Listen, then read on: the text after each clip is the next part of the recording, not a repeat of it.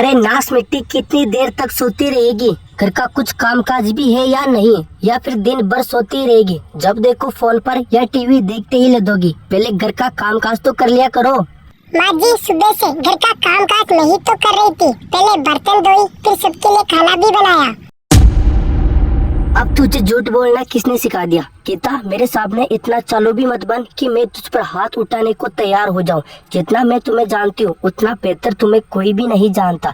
बड़े आई खाना बनाने वाली, एक ऊपर से तो समय पर उठती नहीं और झूठ बोलने में सबसे तेज होती हो।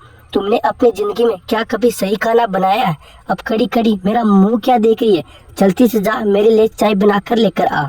अरे क्या हुआ? मेरी बच्ची पर इस तरह से क्यों चिल्ला रही हो? कम से कम कुछ दिन तो अपनी बच्ची के साथ प्यार से बिता लो।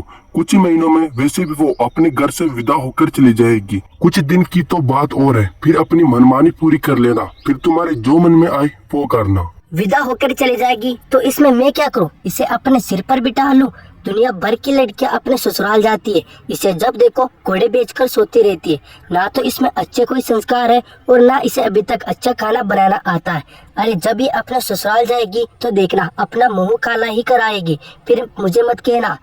माँ, मेरी तबीयत थोड़ी ठीक नहीं थी, इसलिए मैं गोली खाकर सो गई थी। इसलिए मैं आज सही समय पर उठ नहीं पाई। उठ नहीं पाई तो इसमें मैं क्या करूं? अब इतने भी चालू मत बन। जा रसोई घर में जाकर सबके लिए अच्छा सा खाना बनाकर लेकर आ।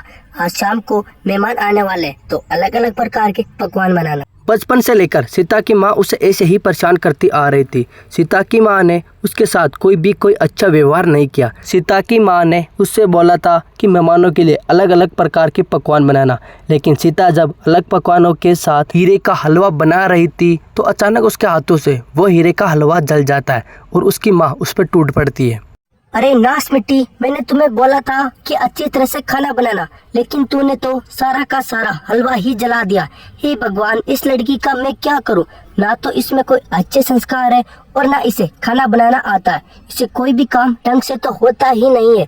समझ में नहीं आ रहा अब मैं करूँ तो क्या करूँ? पता नहीं इस लड़की की अब शादी कब होगी। अब खड़ी खड़ी मेरा मुंह क्या देख रही है? मेहमान आने ही वाले हैं, जल्दी से पूरे घर में साफ सफाई हो जानी चाहिए। सीता साफ सफाई करने के लिए घर में जाती है तो साफ सफाई करते समय अचानक उसके हाथों से वो झाड़ू का बंडल टूट जाता है। तभी उसकी माँ उस पर चिल्लाने लगती है। अरे नाश मिट्टी, कोई काम तुझसे ढंग से भी होता भी है या नहीं?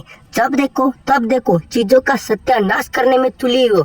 पिछले ही महीने ये झाड़ू का बंडल खरीदा था, इसे तूने जानबूझकर तोड़ा है ना? अभी रुक, जब तुझे इससे मार पड़ेगी तो तेरी अकल ठिकाने आएगी। नहीं माँ, मैं सच कह रही हूँ, मैंने इसे जानबूझकर नहीं तोड़ा। मुझे मत मारो माँ, मुझे दर्द हो रहा है। सीता की माँ उसे झाड़ू के बंडल से जोर जोर से मारने लगती है। अरे नाश मिट्टी, खड़ी खड़ी क्या देख रही है? जल्दी से जा, घर के सारे कपड़े धो दे और हाँ, अच्छे से धोना।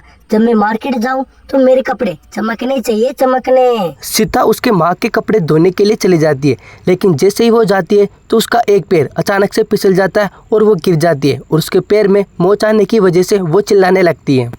अरे क्या शाम होते ही तुम इतने जोर जोर से क्यों चिल्ला रही हो? माँ, मेरा पैर पानी से यहाँ से फिसल गया और मैं गिर गई और गिरने की वजह से मेरे पैर में मोच आ गई है। मेरा पैर बहुत दर्द हो रहा है माँ। दर्द हो रहा है? अरे मैं तुम्हें अच्छी तरह से जानती हूँ, ये सब तुम्हारे काम करने के ना बहाने। चुपचाप उठकर सारे कपड़े धो दे। अगर 1 घंटे में तूने ये सारे कपड़े नहीं धोए ना तो फिर तुम्हें मैं बताऊंगी कि पैर में दर्द कैसा होता है। इस हाथ से मार मार कर हाथ ही तोड़ दूंगी तुम्हारा। सीता की माँ उसे ऐसा कहकर वहाँ से चली जाती है, लेकिन कुछ समय बाद उसके पिताजी वहाँ पर आते हैं और सीता से कहने लगते हैं। अरे क्या हुआ बेटा? तुम्हारी माँ तुझ पर इस तरह से क्यों चिल्ला रही है? पिताजी, जब मैं शाम को कपड़े धोने आई तो मेरा एक पैर अचानक से फिसल जाता है और मैं गिर गई और गिरने के कारण मेरे एक पैर में मोच आ गई। इसी बात को लेकर माँ मुझ पे इस तरह से चिल्ला रही थी। क्या तुम्हारे पैर में मोच आई है और ये नाश मिट्टी फिर भी तुम पर चिल्ला रही है? तुम्हारी माँ को तो जरा सा भी रहम नहीं आता। औरत नाम के तो गुण इसमें है ही नहीं। अब तुम जल्दी से अस्पताल चलो, तुम्हारे पैर को ठीक करा के लेकर आते हैं। सीता के पिता सीता को अस्पताल ले जाकर उसके पैर को ठीक कराने लगते हैं और दूसरी तरफ सीता के शादी के 2 ही दिन बचे थे। सीता की माँ ने सीता के साथ बचपन से कोई भी अच्छा व्यवहार नहीं किया था। यहाँ तक भी सीता की माँ ने उसे एक भी बार गले से नहीं लगाया था और ना ही उसे एक भी बार आशीर्वाद दिया था। तभी सीता अपनी माँ से कहने लगती है, माँ कम से कम आज तो अपना हाथ मेरे सिर पर रख दो। आज तक मैं हमेशा तुम्हारे प्यार के लिए तरसती रही। आज तो मैं विदा होकर हमेशा के लिए अपना बाबुल का आंगन छोड़कर चली जाऊंगी। कम से कम एक तो बार मुझे अपने गले से लगा लो माँ। अरे विदा होकर चली जाएगी तो इसमें मैं क्या करूं? दुनिया भर की लड़कियां अपने बाबुल का आंगन छोड़कर चली गई है। अब ये सबके सामने झूठा ड्रामा करने की कोई जरूरत नहीं है। शादी हो गई है ना तेरी, अब हमारा पीछा छोड़ और यहाँ से जा। अरे भाग्यवान, कम से कम आज तो अपनी बेटी पर रहम कर लो। अब ये अपना बाबुल का आंगन छोड़कर हमेशा के लिए यहाँ से जा रही है। तुम क्या पत्थर दिल की बने हो क्या, जो तुम्हें आशीर्वाद देने भी आलस से फील हो रहा है? सीता के पिताजी की ऐसे बातें कहने पर भी सीता की माँ पर कोई प्रभाव नहीं पड़ता। आशीर्वाद देने के लिए भी उसकी माँ उसके सिर पर हाथ नहीं रखती। उसके पिताजी सीता को आशीर्वाद देते हैं और आशीर्वाद देते समय सीता और सीता के पिताजी दोनों रो पड़ते हैं और सीता विदा होकर अपने ससुराल चली जाती है। सीता को अच्छा ससुराल मिलने के कारण वो वहाँ खुशी खुशी से रहने लगती है।